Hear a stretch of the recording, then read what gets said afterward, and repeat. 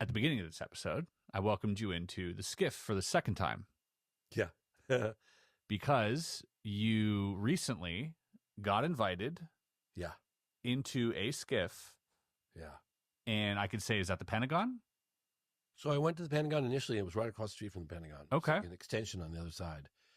And I had to do a 48-hour background check. And so basically, let's just say this is as much as because I've been asked not to reveal exactly why I went there because it could interfere with the current investigations that are happening. Mm-hmm. But we're both going after the same footage. And I'm helping them acquire said footage. And I will be able to talk. I'm not trying to be sneaky or secretive. I can't jeopardize those contacts. And we're working together right now. And a lot of people think like, oh, well, now you're working with some people on the inside. Well, people are people. And there's some good people and some bad people. And some people that actually legitimately want this information out. Yeah. So I'm working with, there was an individual that I'm working with who's now on the outside, who was on the inside, and he pulled some strings and got me into a SCIF with the current head of AARO, John Kozlowski. Kozlowski.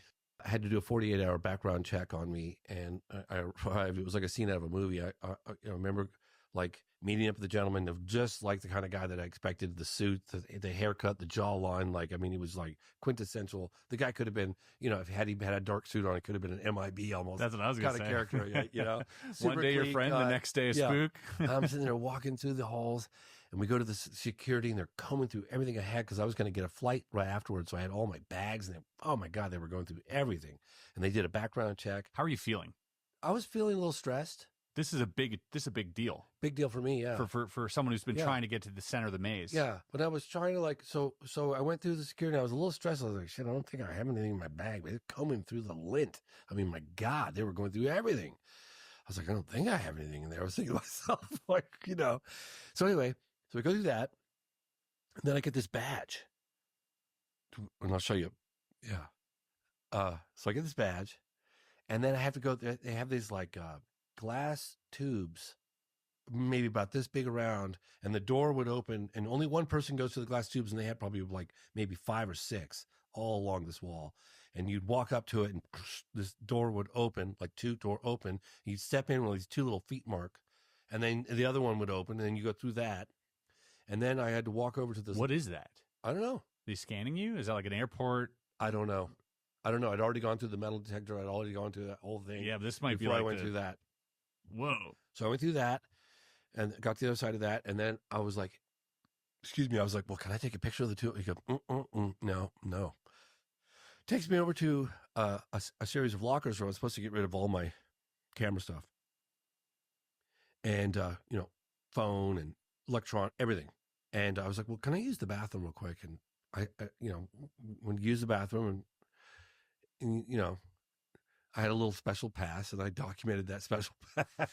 Last second. I had to. Mm-hmm. Then I came out, had to get rid of all my electronics. Then we came up just like in the movies, that big door looked like a bank vault almost. Whoa. And the door, he opens the door, and we walk in, and it was kind of like an office, like offices and cubicles and hallways. And I was like, wow, I was thinking like a SCIF would be more like a secured, little room with a table. Yeah. But the whole area was a SCIF. Like all the people that are working at AARO are just working in a SCIF. Like it's one big SCIF. Interesting. And for those who don't know, a security compartmentalized facility, information facility. Yeah. There you go. Yep. Nothing works in there anyways, right? Like none of this, nothing. There's no signal it's like lead line entering or exiting. Yeah. So anyway, so this gentleman's walking through, and he's Air Force Office of Special Investigations. And so he walks me through this hallway, and we get up to 2 doors in the hallway. There's a door on the left and a door on the right. The door on the right is closed. The door on the left is open, and there's like an oblong shaped table and probably 2 women and 3 men in suits, nicely dressed, having a meeting. And I'm stopping. He says, "You wait right here. I'm going to get somebody else." So I'm standing there in the hallway, and I couldn't help but to look over to my left, and I'm looking over to my left, and I'm fully eavesdropping into their conversations, right? And I'm looking at them, and what else was I supposed to do, right? So I was kind of eavesdropping, and then they looked over at me, and this guy got up quickly and abruptly and closed the door in my face. But I was like, well, how could I not look? I mean, they're having a conversation in SCIF. And Was the I was I'm not tuning going in. to ask you what they said, but was the conversation anything pertinent, or was it just? No, I was just I was just tuning in. Like, Yeah, I was just okay. really trying to listen, and Yeah. I was, I was checking it out, and guy closed the door, and then this other guy comes up, John Kosklowski, Yeah. and he's like, I got a few minutes, and we went into the SCIF. We went into his office, and this other guy from Air Force Office of Special Investigations, I guess he's part of the task force as well, and I start talking openly about. So this other guy was there the entire time as well. John Kosklowski was only there. John Kozlowski, but the other guy was there the whole time. the whole time. So he was John, the Air Force Office of Special Investigation guy, was there the whole time. mm-hmm. John was only there for maybe 10 or 15 minutes. Interesting. But because so I started talking about specific cases. I was like, where do these men in black come from? They have this omnipresent presence. They're global. Like, who are they? And they didn't make any comments. I was like, I was told they're Air Force Office of Special Investigations, but I don't know.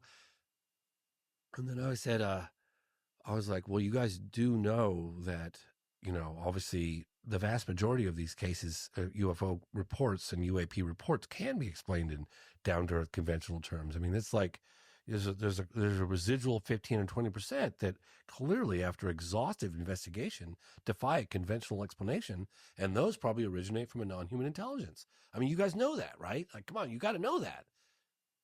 And John looked at me and he goes, James, I can't part my own hair without approval from the DOD, and you can quote me on that. You can say we met, and you can say that. Whoa. I was like, he was telling me my hands are tied. Yes. Doesn't matter what conclusions I draw. It was amazing. So crazy. That's crazy that he allowed you. And to, he said to me, tell I people didn't say, hey, can I quote you on that? He goes, you can quote, you can talk, you can say we met, and you can say I said that. That's his way of telling you. Yes, that was his way of getting the word across. My hands are tied. Doesn't matter what conclusions I draw.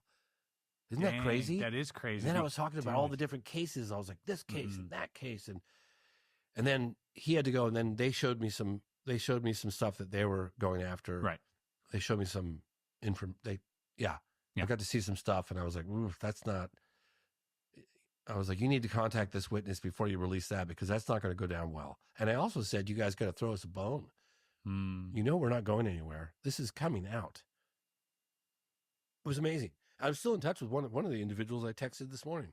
Do you have thank you for sharing that, by the way. Yeah, of course. I felt like I was there for a second. That's Yeah, kind of isn't that cool? Yeah, so cool.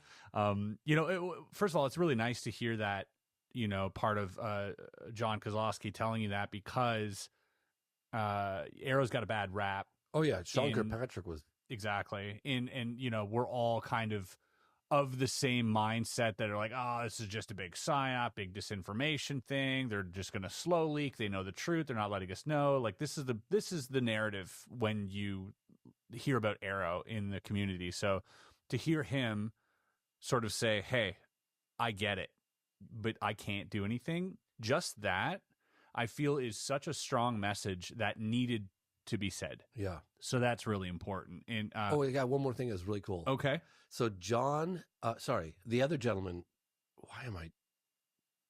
Anyway, doesn't matter. I wonder. I have it in my phone, and he said, a little factoid, something you might want to, know. I was like, what's that? He goes, your film, The Phenomenon, is mandatory viewing. If you want to work for the UAP Task Force or AARO, you have to watch The Phenomenon first. Get out of swear town. on my life, that's what he said to me. Isn't that cool? Dude, that is the coolest. I was like, wow. Yeah, I know. That's better than a Spielberg endorsement in my book. Pretty awesome. It was so funny, too, because I was like, mandatory. I'm in the belly of the beast right now.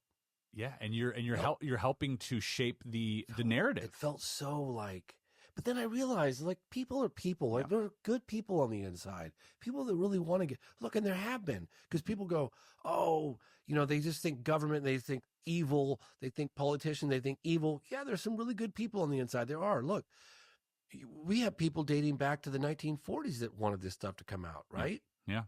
What's the Jesse guy that